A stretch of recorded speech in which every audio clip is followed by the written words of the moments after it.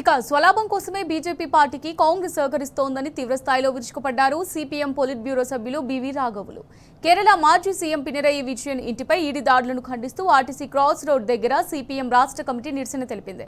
రాజకీయ కక్ష సాధింపులో భాగంగానే విచారణ పేరుతో పినరయి విజయన్ ఇంట్లో ఈడీ దాడులు చేశారని ధ్వజమెత్తారు.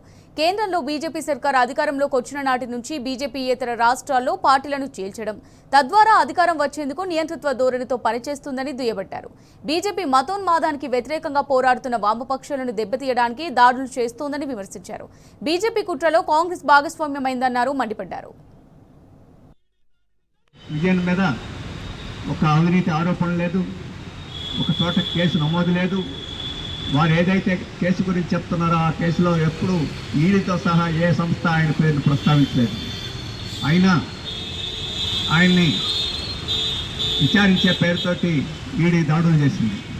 ఇది రాజకీయంగా వామపక్షాలని, అందులో సిపిఎంని దెబ్బతీయాలనే కుట్రలో భాగంగా జరిగింది తప్ప ఒక న్యాయం, ఒక పద్ధతి దానికోసం జరిగింది కాదు. ఇది బీజేపీకి కొత్త కాదు. గతంలో కేజ్రీవాల్, సిసోడియా ఇటువంటి ఆప్ నాయకుల మీద చేసింది. తర్వాత జార్ఖండ్ ముఖ్యమంత్రి సోరెన్ మీద ఆ రకంగానే చేసి అరెస్టులు కూడా చేసింది. ఆ రకంగా రాజకీయ నాయకుల్ని వీళ్ళందరి మీద కక్షపూరితంగా వ్యవహరించింది. అంతేకాదు కాంగ్రెస్ నాయకులుగా ఉన్న సోనియా గాంధీ, రాహుల్ గాంధీ వీళ్ళందరి మీద కూడా కేసులు నమోదు చేసి ఈడీ వాళ్ళకి సమన్లు పంపి విచారణ చేసి కోర్టుల చుట్టూ తిప్పింది.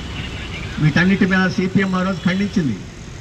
ఎందుకు ఖండించిందంటే ఈ దేశంలో ప్రజాస్వామ్యం